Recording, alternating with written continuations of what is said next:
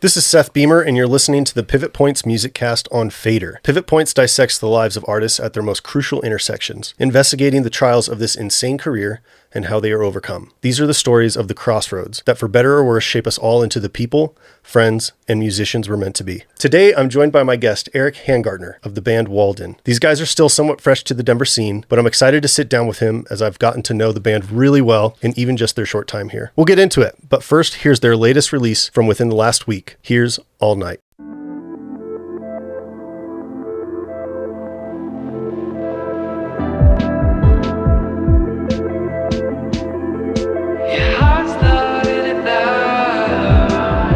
Dude.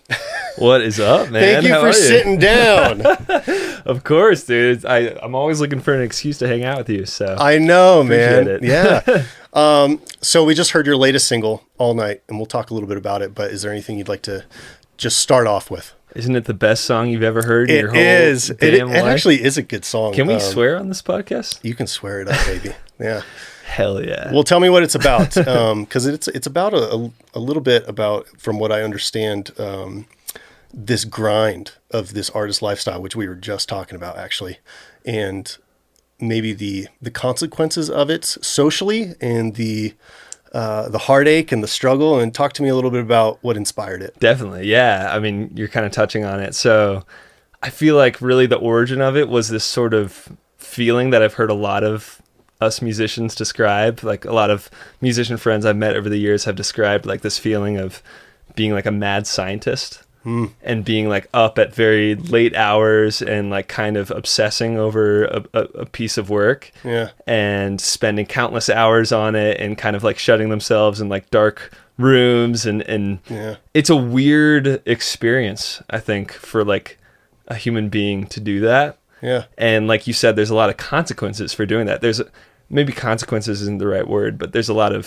trade-offs to spend so much time on something that you care about so much means you're also not spending a lot of time on other things that maybe you should care about. Yeah. So it that's kind of how it initially got inspired, is just this feeling of being up all night. Like I know personally I've had so many nights where I've stayed up all night working on a new song idea or an existing song idea, and I get to bed at like, you know, by the time I'm in bed, the sun has already risen and birds are chirping, and I'm like trying to get a few hours of sleep, and I'm supposed to start my day job in a few hours. And I'm like, I just spent like 9 hours through the middle of the night working on this like demo that no one may ever even hear. Yeah. And then, you know, I'll wake up at 8:59 in time for work, and like I'll take a break and I'll listen to what I worked on that previous night, and I'll be like, this is shit. I hate this. Oh, and no. I spent 9 hours of my life. Like I lost sleep over this. And I don't know. There's so many moments like that I've personally experienced that just make me stop and go like, what am I doing?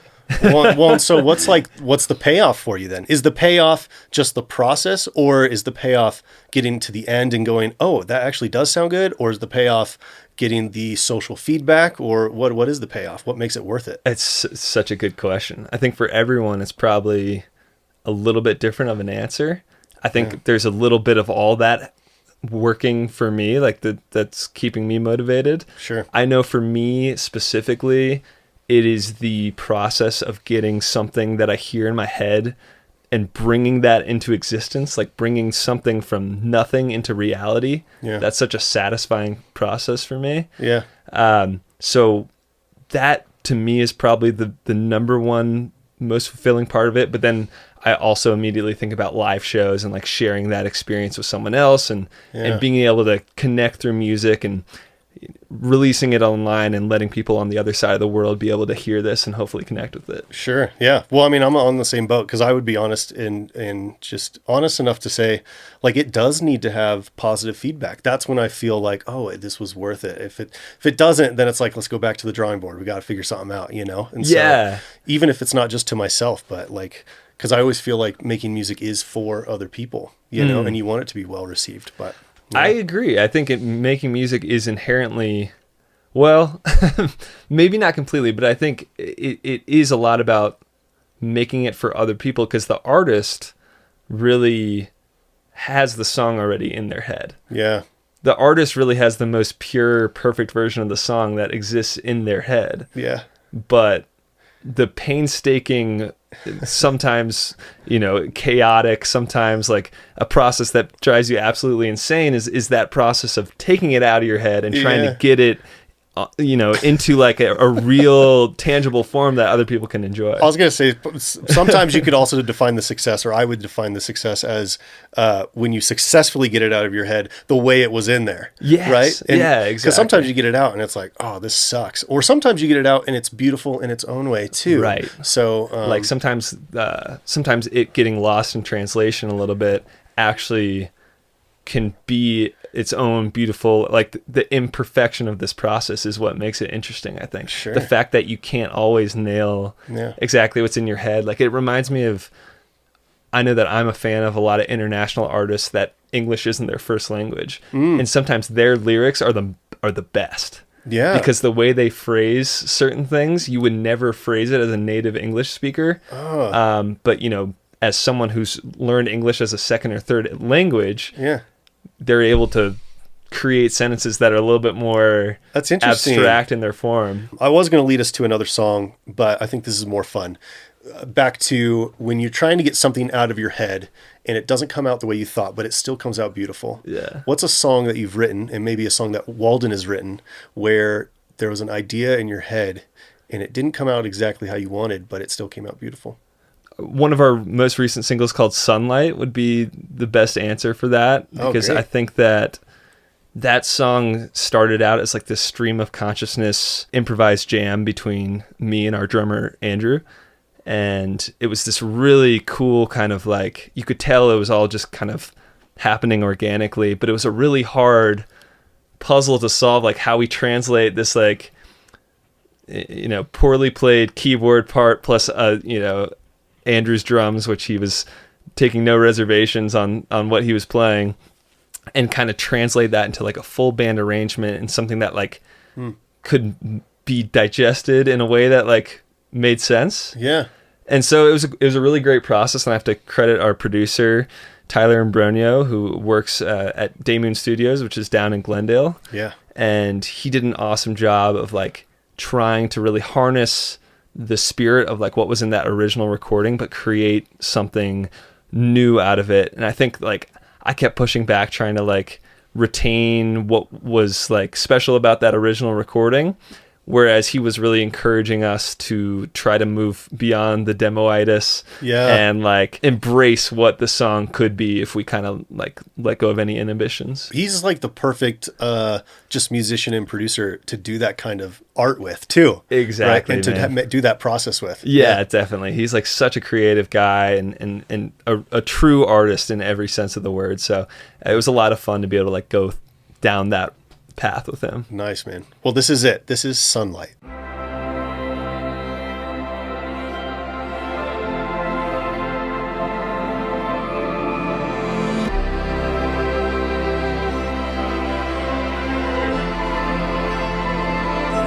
Talk to me a little bit about where the band is from.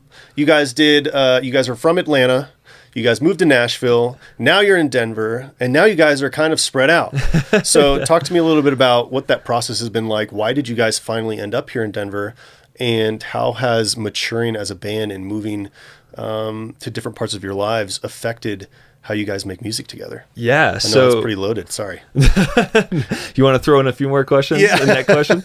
No. Yeah. So I think the way we ended up in Denver was really like, what I love about our band is that our band has always been relationship first, which is not maybe like the best recipe for business success. Like maybe we could have been more profitable or more like quote unquote successful if we had like, been a little bit more strict about, work ethic and like sticking to our guns. And if someone's not like carrying their weight, they're out, and we're bringing in a hired gun. It was always like, these were the guys I went to school with, most of them like elementary school. Oh, dang. And actually starting in kindergarten, I knew Richard in kindergarten. I don't think I knew that. That's wild. Yeah. And then I went to elementary school with the rest of the guys. And so we knew each other for like, since as soon as we got into grade school. And because of that, I think we've always just valued the relationship side of it more than anything else, and the fact that we've been able to share so many fun experiences with like real friends, as opposed to like, you know, sometimes there are bands out there that are a collection of musicians that perform together, but you wouldn't necessarily call them friends. Sure. And so we are so lucky to be able to call ourselves really close friends and have shared all these amazing experiences with. Well, so did the band didn't start in elementary school? No, the band started at the end of high school, and so yeah, we actually started like in the suburbs of Atlanta, in the Marietta Roswell area. If you're familiar with OTP Atlanta, No, I'm going to be. okay, Because I'll be in Atlanta with you guys in December. But because you're coming to film our drummer's wedding video, Yep, which is so awesome. That'll be great. Yeah, so that's where it all got started, and then Richard and Jamie actually went to a different college, and Andrew and I went to UGA in Athens, Georgia. And I was like, okay, cool. I'm going to start a new band. That was so much fun.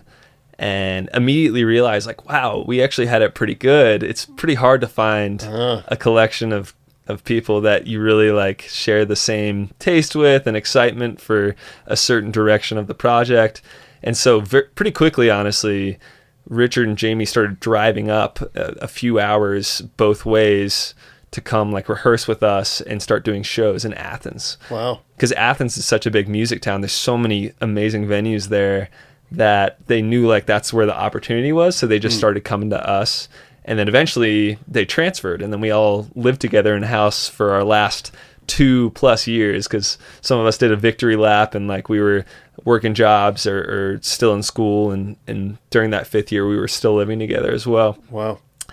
And then after that, it was like we moved back home for a very short period of time. We were planning to move to Nashville, and then the pandemic hit. So we had to make a like very quick decision what we wanted to do there. So we decided to go to Nashville. So we kind of landed in Nashville day one of COVID-19. Wow. Yeah, which was a really bizarre experience, I think, for us. But it was great. Like the first like quarantine, we were able to like stay sane by doing so many writing sessions together. Yeah. And we were our own bubble. Yeah. And we would just like spend a lot of time together being creative. So that was like a really valuable time for us. And then when things kind of opened up, we really started to like explore Nashville and start playing out. But yeah, it was really what happened is like, to not sugarcoat things, like we were on tour and we were doing like this DIY tour. We were trying to play a show in all 50 states. Yeah. That's a whole nother story for another time, but it was called the Where's Walden tour. It was like an amazing experience for us. But it was really funny because we did a show in Denver at Lost Lake. Yeah. And it was such a blast. It was like one of the best shows on the tour. And honestly, I feel like most of us weren't really expecting such a great response from the Denver show. Nice. And then we finished it, like we did our finale in Nashville.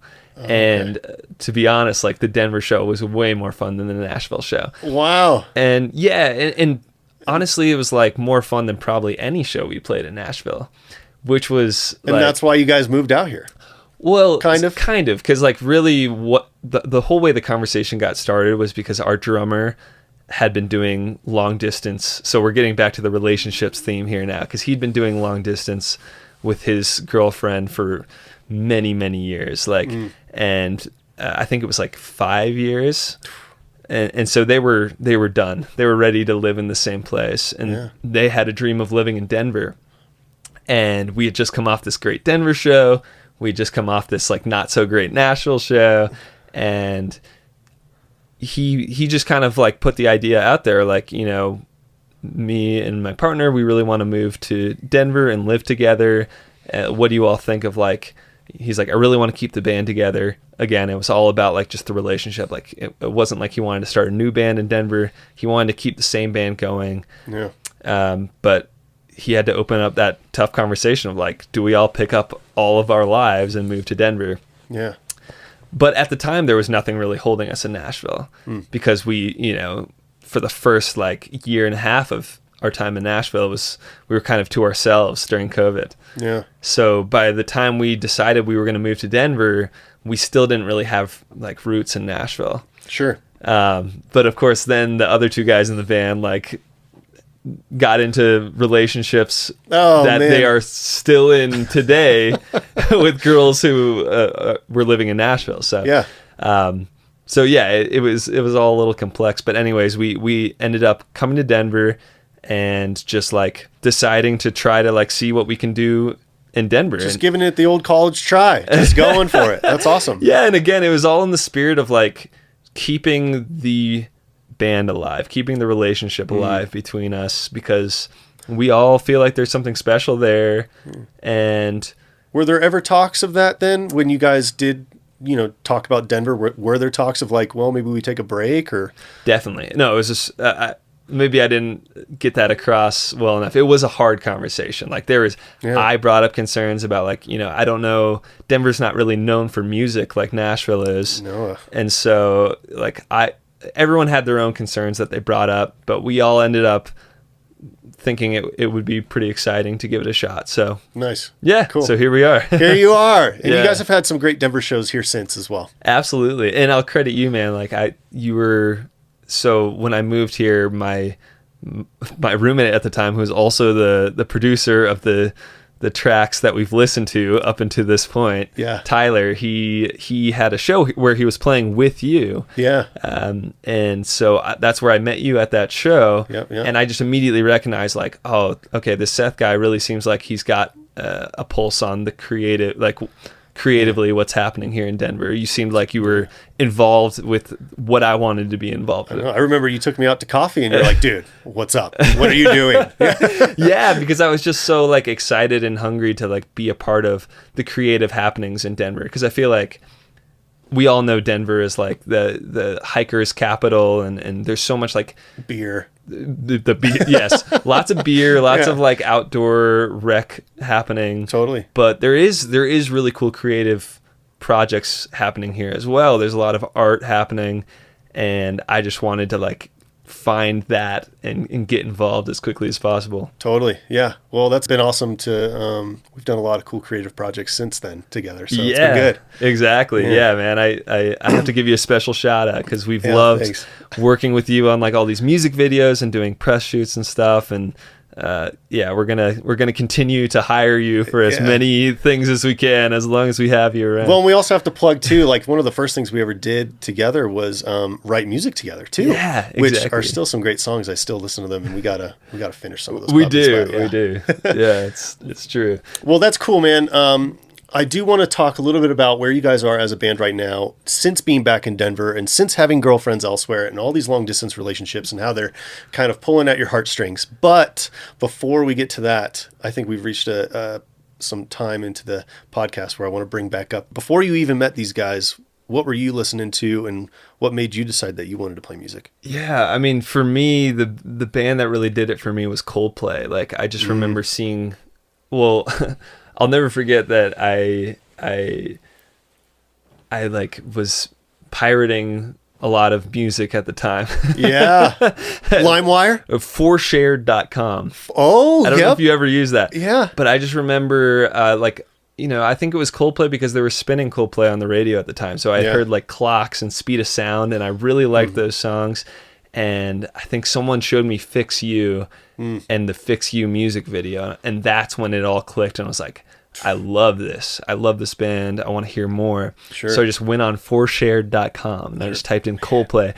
And I downloaded every single Coldplay song that I could find, which I realized a lot later. There was a lot of holes in that, like, what they had available on that website. There was a lot of holes in the discography. So, like, I thought I had listened to their entire discography, but, like, there was almost an entire album. The album X and Y, like, there wasn't many songs from the album. Gotcha. That's online. Funny. So it was like, but I just would listen to those songs over and over again and really fell in love with that band. And then seeing them live at Music Midtown, which is Atlanta's big music festival, or at least like was at the time when I was in high school. Seeing that performance like really cemented it for me. I was like, I want to be up there. I want to be on that stage doing this. Dang. Yeah. That's cool, because I hear a lot of that influence in your writing too, man. Yeah, thanks. And I think that's, that's been part of the journey, is like trying to, I think in the early days, like I was so imitative. Like I just really wanted to be them. Sure. And that was like, I think that was like a big growing process for me, is to figure out, like, instead of trying to recreate what they've already done, it's like now, fast forward 10 plus years later, my whole mindset has gone like, how can I take what I really appreciate about all my favorite artists and channel it into what's special about our band, right? It's a completely different mindset that is going to obviously fare a lot better, because trying to embrace your own strengths, you're going to be able to create a lot better result than trying to recreate what might not be your strength but might be another artist's strength. And don't you end up I've just found this in previous bands, where when you're in a band and you get to know each other really well, you almost end up writing for them. Like you write for their voice, or you write for their playing style, or you pick up on little things about them, and then it enters into your writing so that when you bring it, you feel like it's already kind of present, right? Yeah, exactly. Yeah, I mean, I definitely think that just learning as many songs as you can from the artists that inspire you just creates that vocabulary for yourself to pull from. Sure. But ideally, like, you're doing it from so many sources that you just have all these different colors to paint with, and you can do something that just feels original, and you don't feel like you have to pull from the same like box of tricks every single time. Yeah, definitely. Well, we're getting off track again, but a Coldplay song, what do you want to listen to? Yeah, okay. I think one of the most underrated Coldplay songs, and one that I think like is an example of real magic in a musical recording, is the song Strawberry Swing. So I'd love to listen to that. Okay, here it is, Strawberry Swing.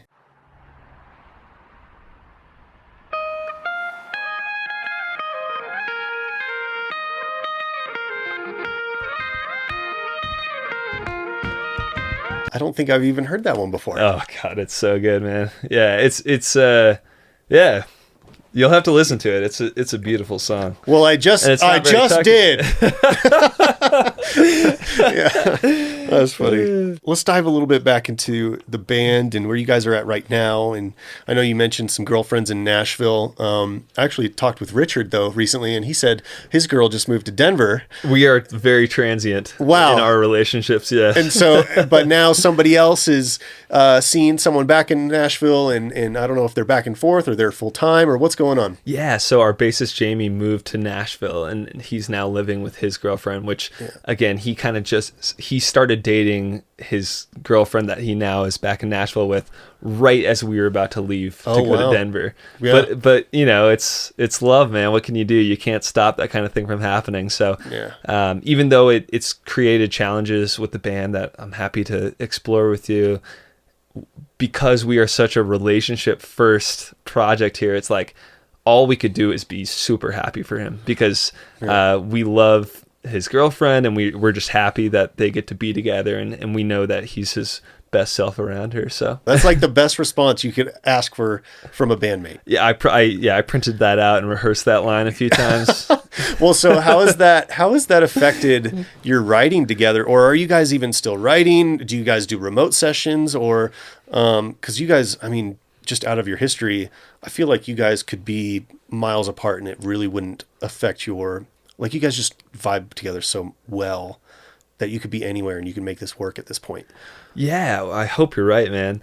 I think to answer your question, it's going to be a mix. So we're actually going to get together pretty soon and try to do like a really focused writing session together and see what comes of that. And so, we've done a lot of those in the past. Maybe not with so much intention as the one we're about to do. Sure. But those have always been pretty fruitful for us. Nice. But I think on top of that, you kind of implied that there's going to be a different kind of process that takes place here, which is true, which is that, for a lot of the process, our bassist might not be in the room.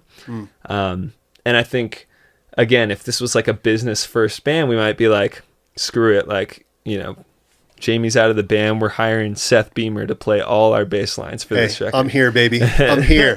Yeah, we're bringing Seth in for the writing sessions and everything.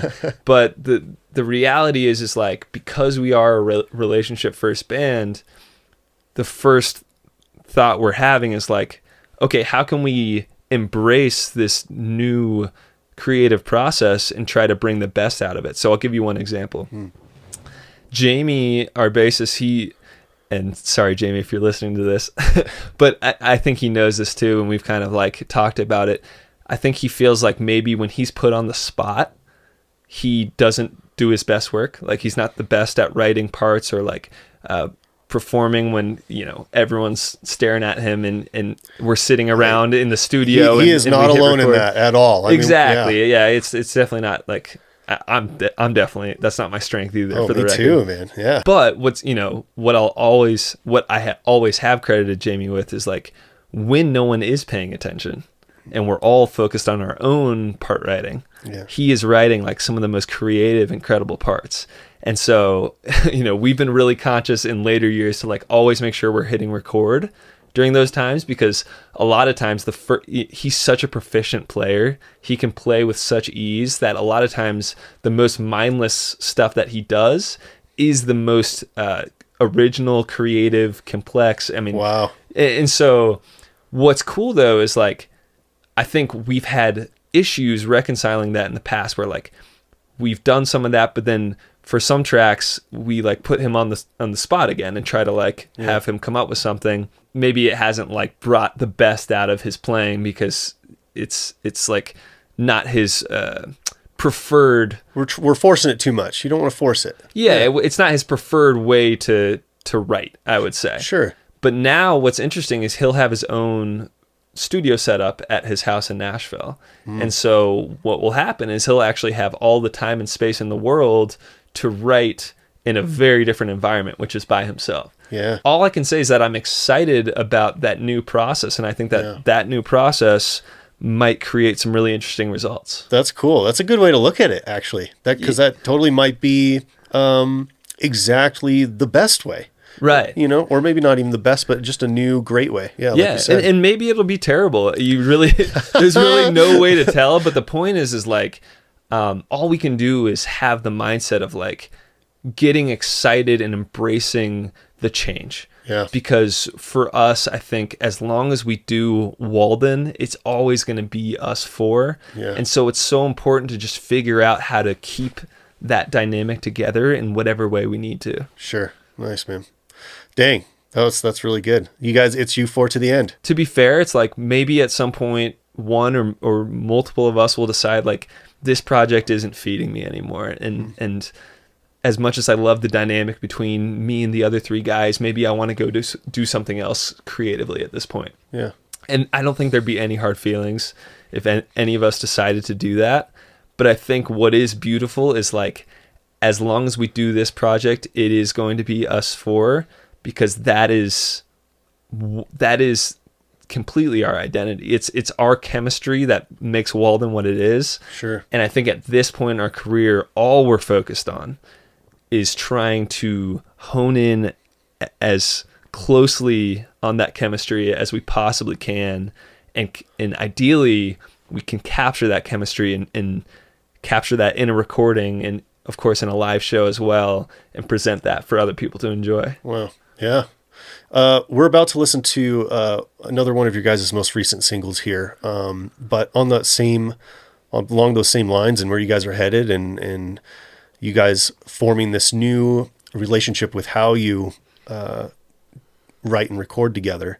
I've just noticed that you guys have put out a lot of singles lately. Any plans for a record or? Yes, I don't. I'll say we have plans for a record for sure. I think that at this point, it's the one thing we haven't done. Yeah. And it's the one thing we really want to do. I think that there's something we all recognize as being very special about a larger body of work. And when we think about the works of art in music history that have really inspired us, most of those are records. Yeah. And so we are really hoping to create one ourselves, and we have some really cool ideas that we're excited about, and we're excited to sort of like dig into those. But really the main thing for us is to just like go on the journey. I think we're not super concerned about what any of this looks like at this point. I think we just want to kind of shift all our attention. I'm sure you've experienced it as an artist. It's just so easy to get off track from like the thing that really you want to do, which for us is to make records, which is so funny to say because I'm embarrassed to admit it, but we've played together for over 10 years and we've never made a full length album. Well, especially in those 10 years, think about everything that's happened in the music industry. It's a totally different industry than when you guys first started. Yeah. So it's really hard to kind of gauge what your next full project will be, probably. Yeah, exactly. And so it's just like, I think our career as a band is a really good example of how if you lose sight of what you really are trying to do, 10 years can go by and you can have not done what you really set out to do, which for us was to make records. Yeah, absolutely. And I think the good news and the thing I'm optimistic about is that we are better suited to create a really fantastic album now than we have ever been. Yeah. I think maturity wise as a band, and just artistically, we are ready for this. And so it's actually really exciting to think about what this record could and hopefully will look like. And like I said, we're just excited to go down that road. Dude, well, I'm stoked for it, man. I'm ready for Walden self-titled. Okay? Bring it on. Yeah, man. Thank you. Anyways, well, this is one of your more recent singles. This came out right before your most recent that we listened to at the beginning, All Night. But this one here is Taking It Slow.